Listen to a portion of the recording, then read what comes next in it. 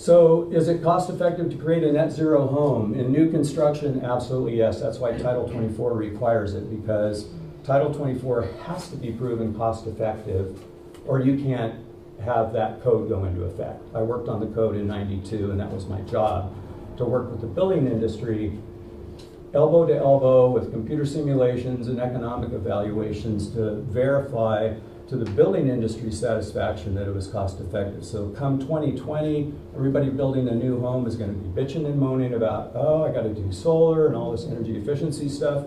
Well, guess what? It's giving you a return on investment. So tough cookies. Let's see, go back one sec. I want to make sure I didn't forget anything. So yeah, it's a matter of utilizing all your most cost-effective energy conservation, free stuff, and energy efficiency options, which have high returns. Some just like the solar example I was given there. And then if you're using gas, how do you get to net zero? You can't make your own gas. Well, some people do, but that's not an appropriate joke. Gas heating, space heating, and gas water heating can be done with electricity. And that can be covered with solar. So it is possible to get to net zero and eliminate your carbon footprint. My place is an example, not the best example because it's still a work in progress, but it was a '73 vintage home, had electric wall heaters, an electric water heater, super leaky single pane windows. There was no floor insulation. There was about that much in the attic. It was built as a little summer cabin, way too small for my family. We added solar water heating in '83. That took care of about 90% of our hot water. We did an addition remodel in '87 to take it from 800 to 1,400 square feet for our family of 5 at the time. We added passive solar design. It was an addition remodel. So I ripped out all those single pane windows, and the new ones I put in, 50% of them all face south. So in the winter time, because we have about 45% possible sun in western Nevada County, 45% of the time when Mr. Sun's shining, I don't need to use any heat. All my neighbors that don't have passive solar, their wood stoves are going. So huge benefit by virtue of doing an addition and remodel. We put in stamped concrete and other thermal mass to help absorb and hold that heat that was coming in during the sunny day. Hot water, radiant floor, hot water circulating through the floor for space heating. High performance windows. Today's modern windows don't let very much sun in. You actually have to get special windows that still let the sun in, like the old double pane used to do. It's actually not easy to find them, but if you're remodeling or doing an addition, these are some considerations. And then on the east and west windows, you just use the standard glazing or glass that you get these days. It cuts the solar heat gain down quite a bit because you don't want it coming in from the east and west in the summertime. But you want as much south as you can and open those drapes up if you have south windows. We've got advanced evaporative cooling, which we also use as ventilation. But to go net zero, now I'm considering, I recently learned about a heat pump water heater that could not only heat my hot water, but provide the hot water from my floor heating. So my place is an example, and we did this on bare bones budget and low interest loans, and really paid off. And it's 7:09. Nobody's gone to sleep yet. If anybody have any questions? Yes, we have 10 minutes now for a Q&A session, so please direct any questions you have to Ray. Yes. So I have a son who lives in a really tight house in a cold area, and he tried to tell me that if you just set your temperature where you want it, and don't go up and down, because if you go down, you lose the mass temperature in your walls, and you just have to heat them up again. I find in my little 50s house here that I don't think that's true. And I don't know any way to judge that. Well, if you're gone for any significant amount of time, Well, I'm it's talking always gonna about save. going to work in the morning, Yeah. you know. Turn it set down at a little 58 or bit. something like The that. heat that's in there is gonna percolate out. So you're utilizing it to help maintain the temperature as it's kind of cruising on its way down.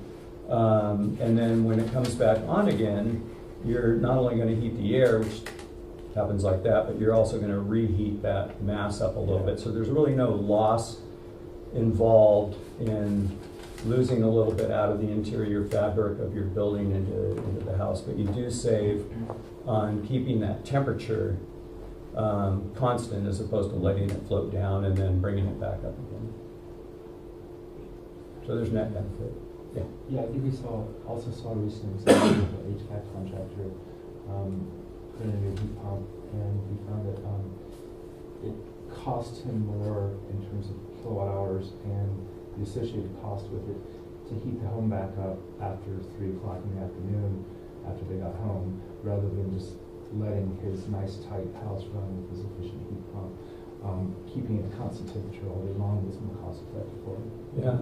Well, that brings up a really important point, and that is when you're using electricity, and it applies to mostly just solar connected folks right now, but come next year, what's the date for November 2020.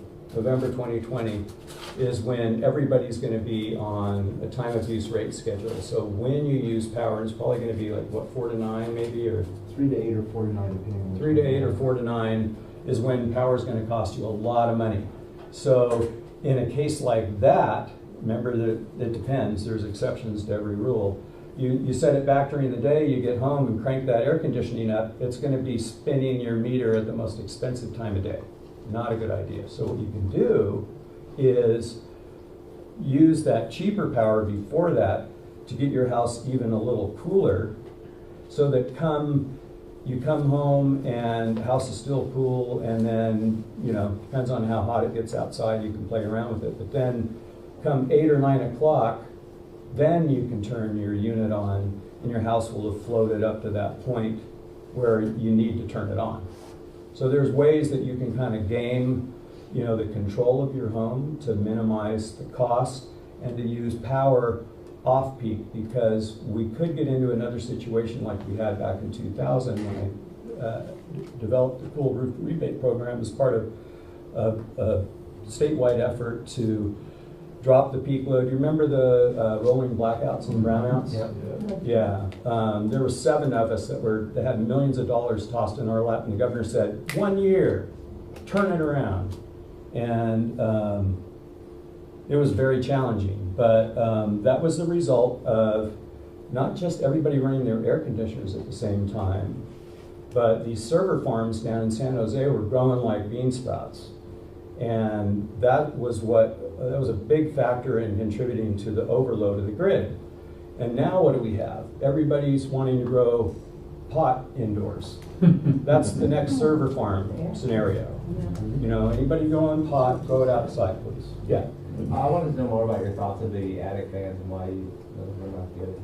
You see them all over the place. Yeah. Well, typically, kind of like the whole house fan, what it's trying to do is it's trying to suck air out of the attic. So here's the attic fan. It's doing this, and really bad picture. I apologize, but here's your attic and here's your house, and so it's trying to suck air out of the attic and bringing it in through maybe a gable end vent on the other side, or soffit vents or something like that. But what ends up happening is it's creating a negative pressure in here. It's trying to implode the attic. And then what that does is all these little leaks here, what goes in, it's getting sucked into here by the attic fan, is coming in from the outside. So you're basically using this, solar powered or not, to suck in outside air into your home. That's one thing. The other thing is, this is really ineffective at reducing the attic temperature, but more importantly, the flow of heat from the attic into your home. The predominant, by far and away, biggest way that the heat gets from your attic into your house is not from the temperature of the air, but from radiation, because your roof sheathing gets really hot.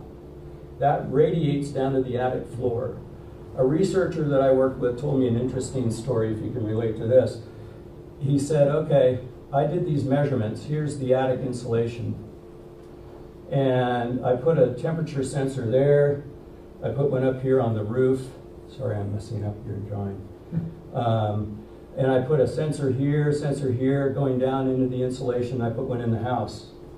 So he's looking at the attic air temperature. He was looking at the temperature at the top of the insulation and going down in the insulation. 2 in the afternoon, guess what? It was hotter here, a couple inches down in the insulation than it was in the attic air. So you can ventilate the heck out of the attic, but that radiation is going to kick its butt. So would a ridge vent be a better idea than one of those fans, or? Well, still it's ventilation. Really what you want is if you build this insulation up to what we were looking at there, you know, maybe 18 inches or so, then this can get as hot as it wants. And the fan isn't going to really make that much difference. But of course, before you added that insulation, you sealed all the air leaks too. Okay. That's the way to deal with the heat gain in the attic. Another way is with a radiant barrier. It's put on the inside of the roof sheathing that prevents that radiation from coming down, or a cool roof on the outside to stop it before it even gets in. Hey Ray, real quick, I learned from a contractor that works out in Georgia. One of the ways you can kind of check to see how much, if you're getting any leakage like that, is go find the top of a door jamb or someplace that doesn't get dusted all the time. Wipe the dust off and sprinkle it in a glass of water. The dirt dust will sink, but the insulation that's coming through will float on the top of the glass. And you can kind of see how much you're actually losing through that. And that was one of his big things, is sealing that up. For Interesting. So he's using dust that's come through the leaks in the attic? Yep. I've never heard of that. That's He interesting. taught me that. So the insulation will float, Uh-huh. and the rest of the dirt itself will sink. So Interesting. you can kind of see, it's a way to see it. Incense can also be used whenever you have a big temperature difference between inside and outside. A little bit of incense can be a good indicator. I have a question, Ray. What kinds of insulative materials do you recommend? Well, really depends on how it's put in, but typically in most situations, just a loose fill is going to make the most sense if you don't have any to begin with. If we're talking in the attic, if you're talking about crawl space, fiberglass is typically what's used, or there's a lot of alternative mineral wool and shredded Levi jeans and all kinds of different materials can be used to insulate. But in an attic, because more often than not, what you're starting out was that far left example where, you know, here's the ceiling and here's the framing, and this is so typical. I mean, I'd be willing to bet you half the people in this room have this situation going on, where you've got just a little bit like this, you know, maybe 3 or 4 inches of insulation, and this is a 6 inch, actually 5.5 inch nominal framing member. Maybe they're 4 inch, depends, but not very much insulation. And the heat has a tough time moving through insulation, but it really screams through the wood because the wood doesn't insulate as well as insulation. So when you blow insulation in, you cover up, I like to call these BTU, British Thermal Unit, superhighways. You cover up with that extra insulation the framing, and you add insulation, and this insulation is oftentimes not installed properly, so maybe it doesn't go all the way to there, maybe it, you know, stops right here. So the blown in insulation will fill up all those little nooks and crannies and provide a nice you know, even dense layer of insulation that's continuous all the way across. Always seal the air leaks first. Installers will put in, they'll actually put little measuring sticks that stay there throughout the attic so they can show you what depth it is. There's a lot of science to loose fill insulation application, make sure it's the right density, it doesn't settle too much. There's, but the insulation guys know how to do all that. We have time for one more question. Okay. Can I ask you a couple about your place? Sure. So your hydronic hot water radiant floor heating, was that electric or was it on demand? Right now it's gas. It was gas. It's gas. And then the high performance windows, are they like E-windows or argon or something like that? It's a special type of, so the ones on the south are a special type of low E that's high solar heat gain. It's called a hard coat low E. Soft coat is what's typical. It has a higher solar heat gain coefficient. So the soft coat low E is what you typically get. It's really hard to find the other stuff. And that's really cuts down on the solar heat gain, which is great for east, west, north windows. But for south windows, if you're retrofitting and you've got solar potential on your south windows, to put in something that doesn't reduce the solar heat gain is actually very beneficial. So it's called hard or hard? Hard coat. And then what advanced evap cooling ventilation system do you use? Well, in our case, it's actually a very cheap little window unit. We put them in central systems, but the advanced evaporative cooling isn't just your regular little father's aspen pad type unit, with the thin little pads you can see through really easily. It's a treated paper honeycomb-like product that's thick. I mean, ours is about maybe this thick, but we've done whole house evaporative cooling systems with automatic relief air where the pads are about like this. Wow. And you can't really see through. And the water, the reason they're advanced and more efficient is they've wet the air going through them a lot more thoroughly because there's so much surface area of the air going through exposed to that water. Well, I have about a 1,400 square foot house. I have one evaporative cooler, an Australian one called Debonair, $1 a day, 78 degrees. It's the Bonaire. Bonaire, that series. The thing's, and I got the smallest one. Amazing. $1 a day. That's got the advanced media. Oh, it does, Yeah. okay. Okay. Yeah. And then this heat pump, how do we figure that one out? Heat pump water heater for space, you're saying that you want to go to electric? Yeah. There's really high efficiency heat pump water heaters, and there's, again, I can put mine in myself. We don't typically do, we used to do all kinds of stuff because we're general electrical, plumbing, and solar.